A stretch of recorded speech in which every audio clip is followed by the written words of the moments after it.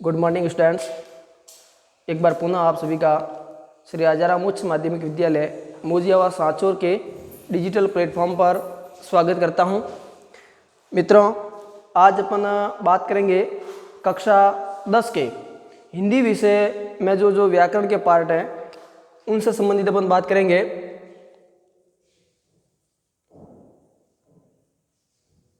दसवीं कक्षा में आपके सिलेबस को अगर देखा जाए तो जो व्याकरण के बिंदु है वहाँ से है जो आज अपन शुरुआत करते हैं। सबसे पहले कौन कौन से बिंदु है थोड़ी सी मैं आपको बता दूं। ये आपके क्रिया है, उसके बाद आपके कारक है, उसके बाद आपके काल है, विशेषण है और वाच्य है। ये जो कुछ बिंदु है जिनको अपन एक एक करके मित्रों पढ़ेंगे। अक्सर पिछले जो कुछ समय से जो पेपर आ रहे हैं बोर्ड के, उसमें आपके क्रिया, कारक और काल या फिर है जो जैसे क्रिया को अलग दे देते हैं और कारक, काल और वाच्य का है जो एक ही प्रश्न 3 नंबर का एक नंबर का ये है जो तीनों ही दे देते हैं। तो इनका प्रश्न साथ में आता है, एक प्रश्न विशेषण का भी आता है और एक प्रश्न आपके क्रिया से संबंधित है जो आता है। तो आज अपन शुरुआत करते हैं क्रिया से।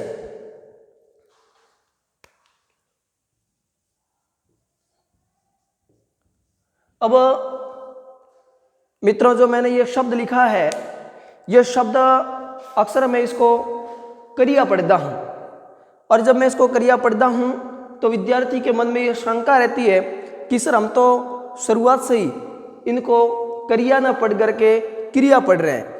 मैं आपको थोड़ा सा है जो वर्ण विच्छेद करते हुए बता देता हूँ कि ये शब्द कैसे बना है। अपन देखेंगे क है, र है, ई है, ये और आ। अगर इनका जो वर्ण विच्छेद करें, जो आपने तीसरी कक्षा के अंदर, दूसरी कक्षा के अंदर सीखा होगा, तो क्रिया शब्द का जो वर्ण विच्छेद है वो इस प्रकार से होता है क, र, ई, ये और आ। अब अपन जब इस शब्द को देखते हैं मित्रों, तो आपके दिमाग में ये चीज आपने सीखी होगी आज तक कि ई की जो मात्रा है, ई जो स्वर है, वो स्वर किस में जुड़ा हुआ है? र में जुड़ा हुआ है, न कि ये ई है ये क में जुड़ा हुआ है। तो आप अगर इनका उच्चारण करोगे तो जिस क्रम से अपन ने लिखा है उसी क्रम से आपको इनका उच्चारण करना है। तो इस प्रकार से जब आप उच्चारण करोगे तो क, र, ई, या इस प्रकार से होगा। यानी इसको जब साथ में पढ़ोगे तो इसको है जो क्रिया पढ़ा जाएगा। अब बात ये आती है कि क्रिया कहते किसे है?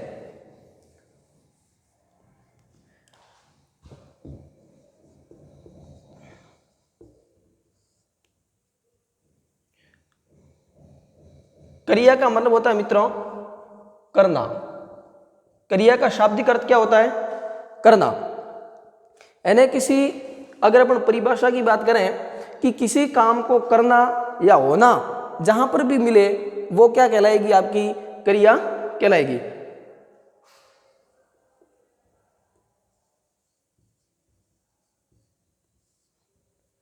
परिभाषा की बात करें, जब किसी शब्द से किसी काम का करना अथवा होना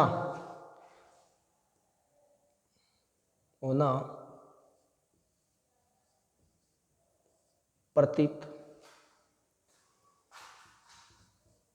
हो उसे क्रिया कहते हैं। विद्यार्थियों, क्रिया शब्द का शाब्दिक अर्थ होता है करना। जब किसी शब्द से किसी काम का करना या होना जहाँ पाया जाता है या जहाँ प्रतीत होता है उसे हम क्या कहते हैं? क्रिया कहते हैं। जैसे उदाहरण के द्वारा अगर अपन समझे,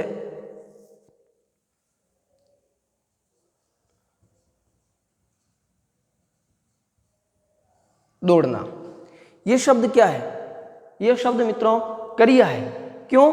क्योंकि इस शब्द से यह प्रतीत हो रहा है कि यहाँ पर कोई काम किया जा रहा है, कोई न कोई काम है जो किया जा रहा है। इसके अलावा खाना, गाना,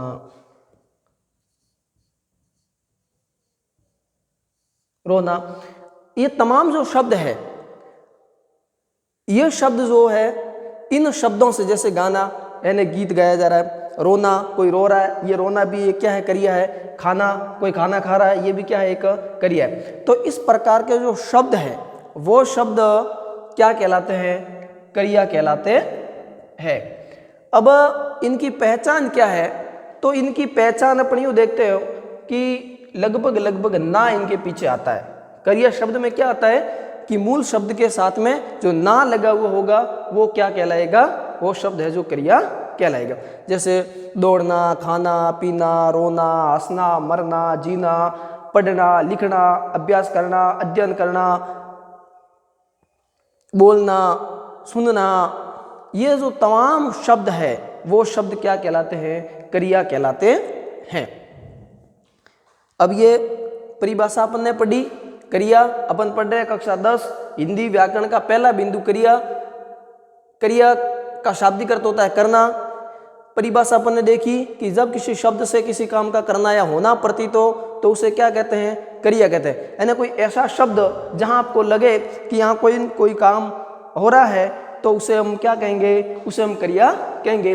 फिर अपन ने उदाहरण के रूप में देखा, जैसे दौड़ना है, खाना है, गाना है, रोना है, पीना है, हंसना है, उड़ना है, ये जो सारी चीजें हैं वो मित्रों क्रिया शब्द है।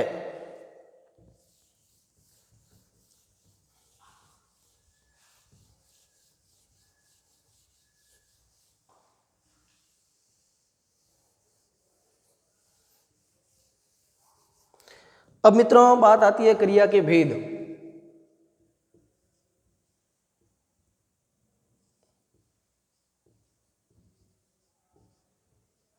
क्रिया के भेद। अब क्रिया के 3 प्रकार से भेद किए जा सकते हैं मुख्य रूप से। सबसे पहला देखें तो एक होती है आपकी मुख्य क्रिया और दूसरी होती है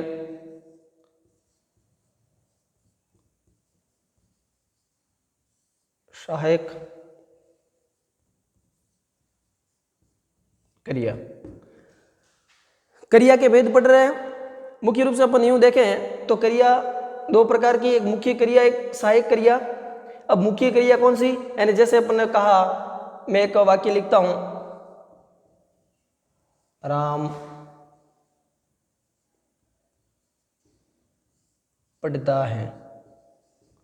अब इसमें जो पढ़ता यानी ये जो पढ़ना है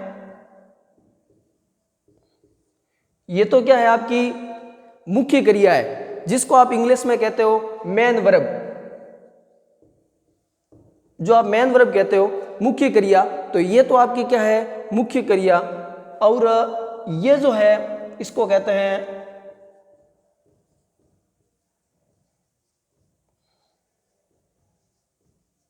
सहायक क्रिया, जिसको आप इंग्लिश में कहते हो हेल्पिंग वर्ब। जब भी आप इंग्लिश के अंदर काल पढ़ते हो तो आपने ये चीजें पढ़ी होगी कि मेन वर्ब और हेल्पिंग वर्ब। उसी प्रकार से अपने हिंदी में जो ये पढ़ना है यानी जो मुख्य रूप से काम हो रहा है वो तो क्या है? मुख्य क्रिया है। और है जो है ये क्या है? सहायक क्रिया है। अब ये पढ़ता है ये तो चीज है ही, लेकिन अपन कहेंगे कि भाई इसका उपयोग क्या है।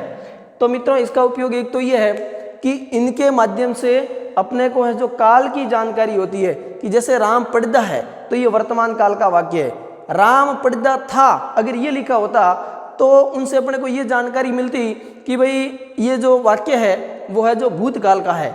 या जैसे अपन ने ये लिखा होता कि राम पढ़ेगा तो उनसे अपने को ये प्रतीत होता कि वाक्य जो है वो भविष्य काल का है। और दूसरी चीज ये है कि इनसे वाक्य है वो पूर्ण होता है। तो इसमें पढ़ना मुख्य क्रिया है सहाय क्रिया है था है, ये जो रहा है रही है, ये जो सारी चीजें हैं वो है जो सहायक क्रिया है। ये अपन एक एक करके देखेंगे जब काल में जाएंगे उस समय।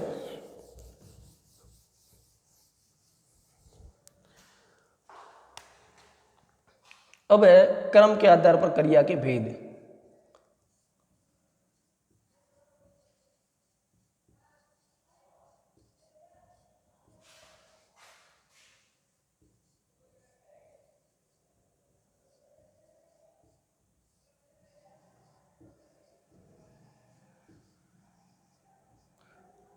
वैसे मित्रों अपने जो 10वीं के आपके सिलेबस में है वो ये क्रम के आधार पर ही क्रिया के भेद नामक जो बिंदु है वो अपने 10वीं के सिलेबस में दे रखा है, इसलिए ये आपके लिए वेरी वेरी इंपॉर्टेंट है। अब क्रम के आधार पर क्रिया के कौन कौन से भेद हैं वो है जो अपन देखते हैं।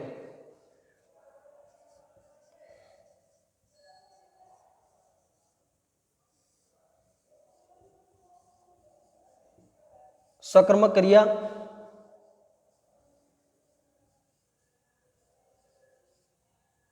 अकर्मक क्रिया। इनमें भी मित्रों है जो सकर्मक क्रिया के भी आगे दो भेद हैं।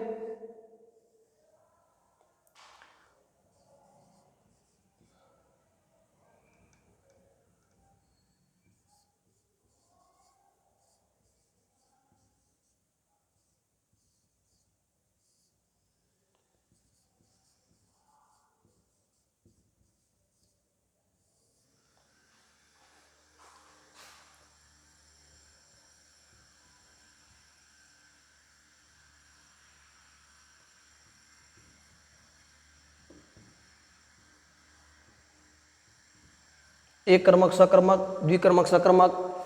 अकर्मक क्रिया के भी दो भेद है।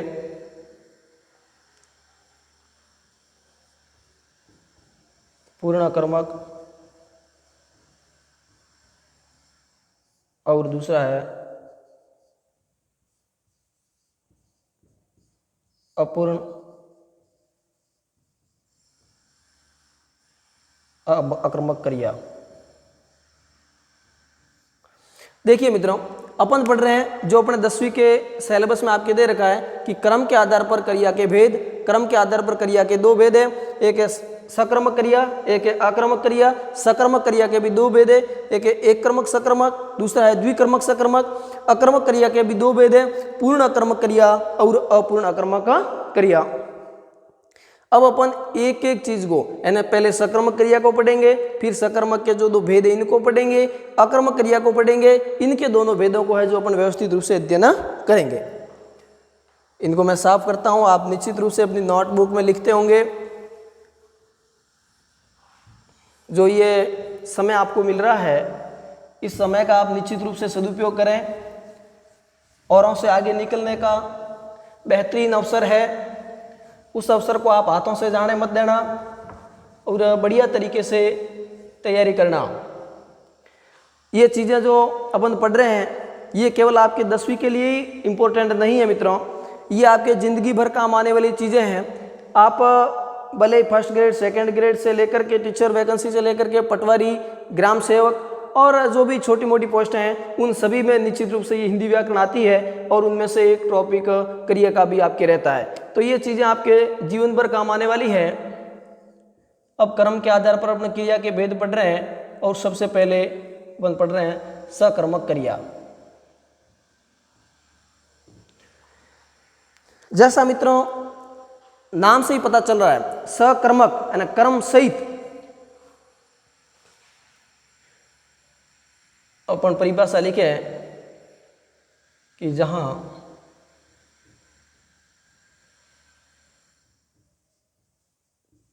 क्रिया का फल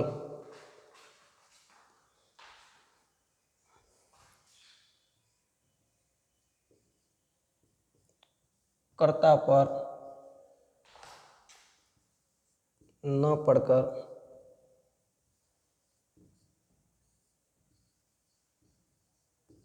कर्म पर पड़ता है,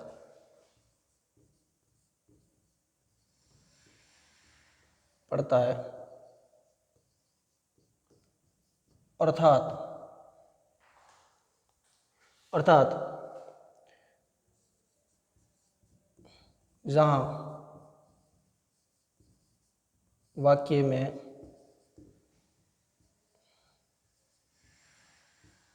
कर्म होता है, जहाँ वाक्य में कर्म होता है उसे सकर्मक क्रिया कहते हैं। देखिए मित्रों, अपन पढ़ रहे हैं सकर्मक क्रिया। जैसा कि शब्द से ही अपने को महसूस हो रहा है कि सकर्मक क्रिया क्या है, यानी ऐसी क्रिया जिसमें कर्म दे रखा होता है। परिभाषा के रूप में अपन कहें तो वैसे लगभग आपके परीक्षा में ये परिभाषा नहीं आती है, फिर भी अपने को ध्यान रखना है कि जहाँ क्रिया का फल कर्ता पर नहीं पड़ करके किस पर पड़ता है, कर्म पर पड़ता हो, तो वहाँ पर है जो कौन सी क्रिया होती है, सकर्मक क्रिया होती है। अर्थात यूँ कहें कि जहाँ वाक्य में कर्म दिया हुआ होता है तो उसे अपन क्या कह सकते हैं कि वो क्रिया कैसी होगी आपकी, वो क्रिया आपकी सकर्मक क्रिया होगी।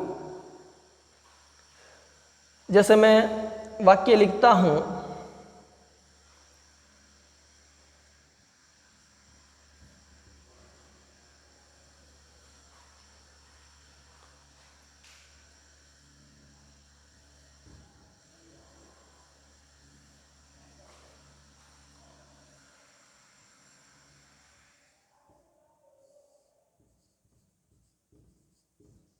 मोहन पुस्तक पढ़ता है।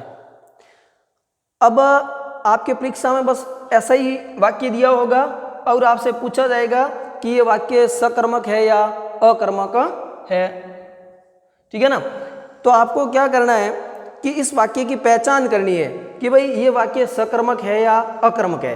और मित्रों, इस प्रकार के वाक्य की पहचान करने के लिए मेरे पास में जिसको कहते हैं रामबाण औषधि, एक रामबाण औषधि है। अगर आप उस रामबाण औषधि का प्रयोग करोगे तो निश्चित रूप से जिंदगी में कभी आपकी क्रिया जो है वो है जो गलत हो ही नहीं सकती।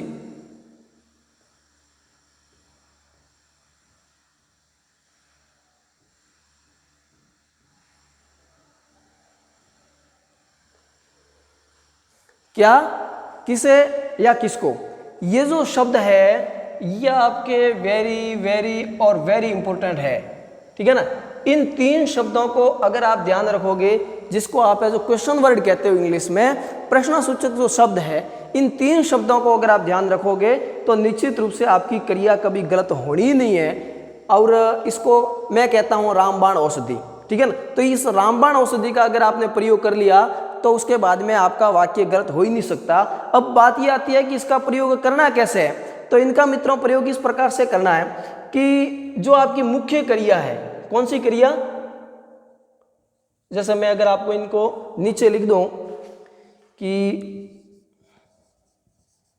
वाक्य में प्रयुक्त मुख्य क्रिया से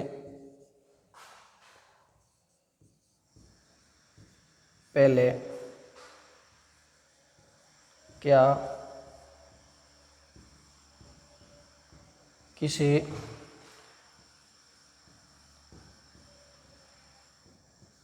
किसको, ये से पहले क्या किसी या किसको से प्रश्न करने पर उसका उत्तर वाक्य में मिलता है,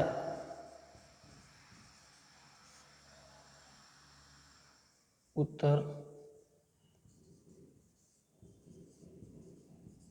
मिलने पर क्रिया सकर्मक, अन्यथा अकर्मक होगी। इसको है जो मित्रों आप स्टार लगा दे इसके। ये जो दो लाइनें हैं, ये दो लाइनें ये तय करेगी कि आपकी क्रिया है वो सही होने वाली है या गलत होने वाली है। अगर आपने इन दो लाइनों को व्यवस्थित रूप से ध्यान कर लिया कि वाक्य में प्रयुक्त मुख्य क्रिया से पहले क्या करना है, परिभाषा क्या दे रहा हूं उन शब्दों की कि वाक्य में प्रयुक्त मुख्य क्रिया। अब मैंने जो अभी थोड़े टाइम पहले आपको बताया था कि भाई एक होती है मुख्य क्रिया और दूसरी होती है सहायक क्रिया। मित्रों एक पत्ते की बात कह रहा हूं, मैंने हालांकि मैं कक्षा में कई बार पूछता भी हूं विद्यार्थियों से कि भाई ये है क्या है, तो वो विद्यार्थी कहता है कि सर हमें तो ये जानकारी में नहीं है कि है क्या है। और अपन ये कम से कम अगर आप 10वीं में पढ़ रहे हो तो 10 वर्षों से ये है पढ़ते आ रहे हैं, लेकिन कभी आपके दिमाग में ये प्रश्न नहीं आया कि ये है, लेकिन है क्या। तो इस प्रकार से प्रत्येक शब्द के ऊपर, क्योंकि ये आपकी हिंदी भाषा है, यहाँ कोई भी शब्द ऐसा नहीं हो सकता जिसका कोई अर्थ नहीं है। प्रत्येक शब्द का, आप शब्द तो छोड़िए, आप इस बिंदी का भी महत्व रखिए हिंदी में। क्यों? क्योंकि ये हिंदी एक भाषा है और अगर मैंने जैसे ये बिंदी लगाई इसका मतलब ये वाक्य पूरा का पूरा गलत हो रहा है, ठीक है ना। ये भी है आपके सिलेबस में वाक्य शुद्धि, लेकिन इसको अपन बाद में देखेंगे। तो ये वाक्य गलत क्यों हो रहा है? क्योंकि ये बिंदी लग गई, वाक्य बहुवचन हो रहा है, जबकि हम वाक्य एक वचन में है। तो इस प्रकार से हिंदी अगर आपको पढ़नी है व्यवस्थित रूप से तो आपको छोटी छोटी चीज़ों के ऊपर क्या करना पड़ेगा, ध्यान देना पड़ेगा। तो ये एक चीज़ क्लियर हो गई कि है तो है क्या है जो आपकी सहायक क्रिया है। अब अपन ये वाक्य अपना ये कह रहा है कि मुख्य क्रिया, अब इस वाक्य के अंदर मुख्य क्रिया क्या है, इस वाक्य में मुख्य क्रिया पढ़ना है। मुख्य क्रिया क्या है? पढ़ना है। अब मुख्य क्रिया से पहले प्रश्न करना है। प्रश्न किन शब्दों से करना है? 3 शब्द, बाकी कोई नहीं होना चाहिए। क्या से करो, किसे से करो या किसको से करो। और उस प्रश्न करने पर वाक्य में अगर उस प्रश्न का उत्तर मिलता है तो आपकी क्रिया कैसी होगी? सकर्मक होगी। और अगर उत्तर नहीं मिलता है तो क्रिया आपकी कैसी हो जाएगी? अकर्मक हो जाएगी। कैसे? इस वाक्य में मुख्य क्रिया क्या है?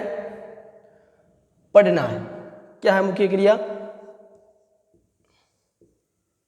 पढ़ता है। अब प्रश्न यहां से अपन शुरू करते हैं कि मुख्य क्रिया से पहले अपन ने प्रश्न किया कि क्या पढ़ता है? मोहन क्या पढ़ता है? तो उत्तर क्या मिल जाएगा? आपका उत्तर मिल जाएगा पुस्तक पढ़ता है। प्रश्न किस प्रकार से बनाना, मैं कह रहा हूं कि मोहन क्या पढ़ता है, तो मुख्य क्रिया ये है। मुख्य क्रिया से पहले प्रश्न करना है। जैसे आपने प्रश्न किया कि मोहन क्या पढ़ता है, उत्तर आपको मिल जाएगा वाक्य में कि मोहन पुस्तक पढ़ता है। और जैसे ही आपको वाक्य में उत्तर मिलता है कि मोहन है जो पुस्तक पढ़ता है, इसका मतलब आपका वाक्य कैसा हो गया? आपका वाक्य मित्रों सकर्मक हो गया। आपको बात समझ में आई होगी कि है जो क्रिया को किस प्रकार से आपको है जो पहचानना है कि क्रिया है वो सकर्मक है या अकर्मक है। इसको है जो आपने लिख दिया होगा, लिख देना वेरी वेरी इंपॉर्टेंट चीज है। अब अपन है जो एक दूसरा वाक्य और लेकर के इस बात को कंफर्म करते हैं कि सही है या नहीं है। जैसे ये लिखा,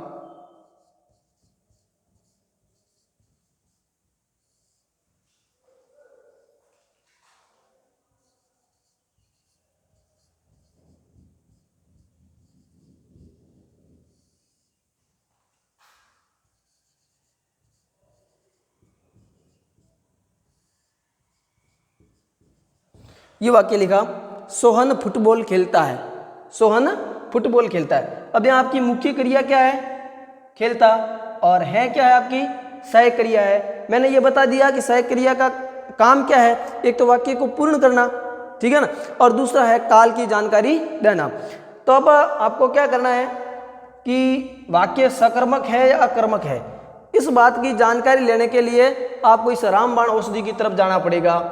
आपको ये देखना पड़ेगा कि रामबाण औषधि में आपको ये कहा गया है कि क्या, किसे या किसको के द्वारा प्रश्न करना है। अब यहाँ प्रश्न करोगे किन से पहले, मुख्य क्रिया से पहले। सोहन क्या खेलता है, सोहन क्या खेलता है। जैसे ही आपने ये प्रश्न किया तो आपको इसका उत्तर मिल जाएगा कि सोहन है जो क्या खेलता है, फुटबॉल खेलता है। तो इस प्रकार से कोई भी वाक्य होगा उसका है जो उत्तर आपको मिल जाएगा। एक वाक्य और लिख देते हैं।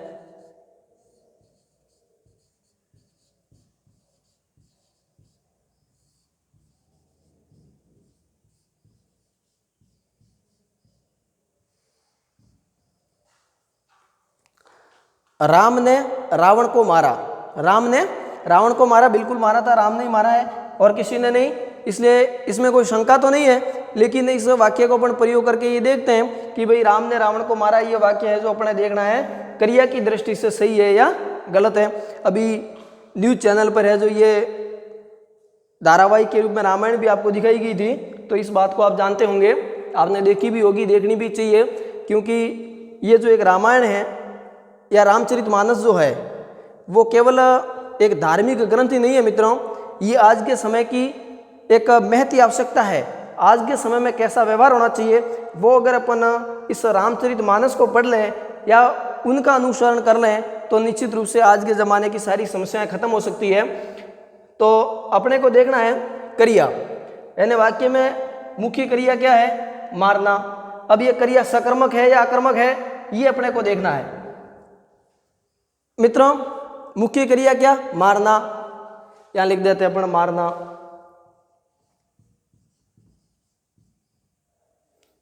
ठीक है। अब ये मुख्य क्रिया से पहले प्रश्न करना क्या, किसे या किसको से।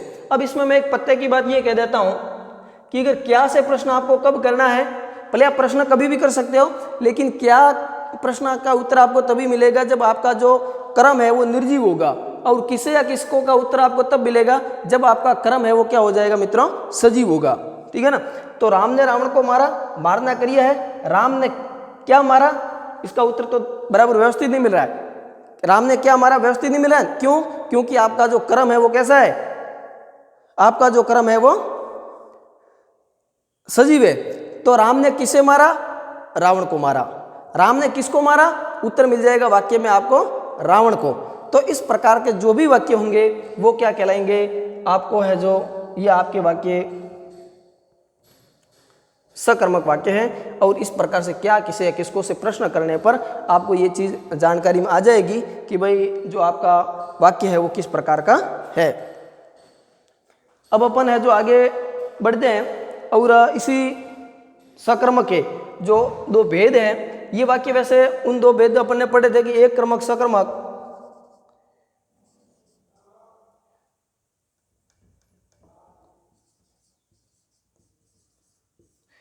और द्विकर्मक सकर्मक, तो उनको है जो अपन देखते हैं। अब जो ये आपका एक कर्मक सकर्मक है, ये शब्द से ही पता चल रहा है कि वाक्य में एक कर्मक, यानी वाक्य में कितने कर्म होंगे आपके, एक। तो वाक्य में जहां पर क्रिया सकर्मक तो है, सकर्मक होने के बावजूद भी वाक्य में कर्म कितने हैं, एक कर्म होगा। तो आपका वाक्य कैसा होगा, एक कर्मक सकर्मक। जो ये ने चीजें लिखी है ये सब एक कर्मक सकर्मक के उदाहरण है, यानी आपको सकर्मक तो लिखना ही है। अगर आपको सकर्मक के भेद पूछ लें तो आप है जो इसमें ये भी लिख सकते हो कि ये वाक्य किस प्रकार के हैं, तो एक कर्मक सकर्मक, क्योंकि इसके अंदर पुस्तक एकमात्र क्रम है, इसके अंदर फुटबॉल एकमात्र क्रम है, और इसमें है जो रावण एकमात्र क्रम है।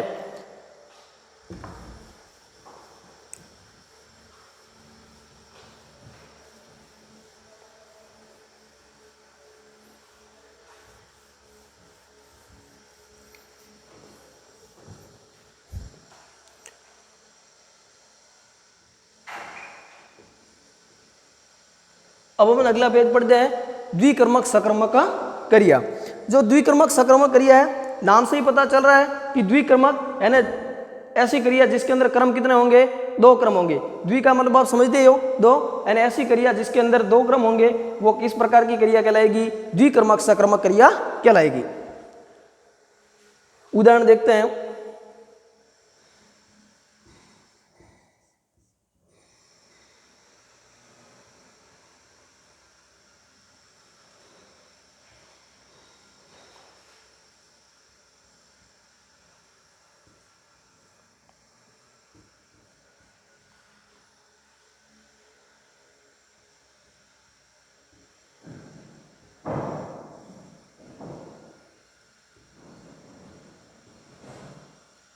देखिए मित्रों, वाक्य बनाइए है कि अध्यापक ने छात्रों को हिंदी पढ़ाई। अब ऐसा वाक्य देकर के आपसे पूछा जाएगा कि भाई वाक्य, पहली बात तो ये कि सकर्मक है कि अकर्मक है। फिर आप सकर्मक है तो सकर्मक में भी कौन सा भेद है, एक कर्मक सकर्मक है या द्विकर्मक सकर्मक है, यानी एक कर्मक सकर्मक, अगर इसमें एक क्रम है तो एक कर्मक और दो क्रम है तो द्विकर्मक। अब देखिए मुख्य क्रिया, सबसे पहले आपको ये चीज पता होनी चाहिए कि भाई इसमें मुख्य क्रिया है क्या, और अपन को ये चीजें कब पता चलेगी, जब हम एक एक टॉपिक को व्यवस्थित रूप से क्रिया को पढ़ेंगे, कर्ता को पढ़ेंगे, क्रम को पढ़ेंगे, तो अपने को ये चीजें पता लगेगी। तो अपन ये देखते हैं कि इसके अंदर मुख्य क्रिया क्या, सबसे पहले आपको वो छांटना है। आपने देख लिया, सेलेक्ट कर लिया कि भाई इसमें मुख्य क्रिया है पढ़ाना, मुख्य क्रिया क्या है पढ़ाना। तो आप प्रश्न करो, पहले करो क्या से, अध्यापक ने क्या पढ़ाया, अध्यापक ने क्या पढ़ाया छात्रों, अध्यापक ने छात्रों को क्या पढ़ाया, तो आपको उत्तर क्या मिल जाएगा, हिंदी पढ़ाई। भाई अध्यापक ने छात्रों को क्या पढ़ाई, अध्यापक ने छात्रों को क्या पढ़ाई, तो आपको उत्तर मिल जाएगा हिंदी। गणित होता तो गणित आ जाता, विज्ञान होती तो विज्ञान आ जाता, सामाजिक होती तो सामाजिक आ जाता। अब दूसरा प्रश्न, अध्यापक ने हिंदी किसे पढ़ाई, किसे या किसको पढ़ाई, ठीक है ना। तो इसका उत्तर क्या मिलेगा, अध्यापक ने छात्रों को पढ़ाई। भाई अध्यापक ने हिंदी किसे पढ़ाई, अध्यापक ने हिंदी है वो छात्रों को पढ़ाई। और देखो आजकल तो जमाना ऐसा आ गया मित्रों कि कैमरे को पढ़ाना पड़ रहा है, ठीक है ना। आप हमारे सामने नहीं हो, लेकिन हमें जो कैमरे को पढ़ा रहे, पता नहीं कैसे कैसे दिन आ रहे हैं। निश्चित रूप से कैमरे को पढ़ाने में कुछ असहज भी महसूस हो रहे हैं, आपको भी कई सारी तकलीफें होती होगी, कभी कभार वीडियो भी सही नहीं आता है, लेकिन ये सब सारी परिस्थितियां जो है वो करवा रही है। फिर भी जैसा भी है, घर बैठे इनमें से कुछ न कुछ आप ग्रहण करने की कोशिश करना।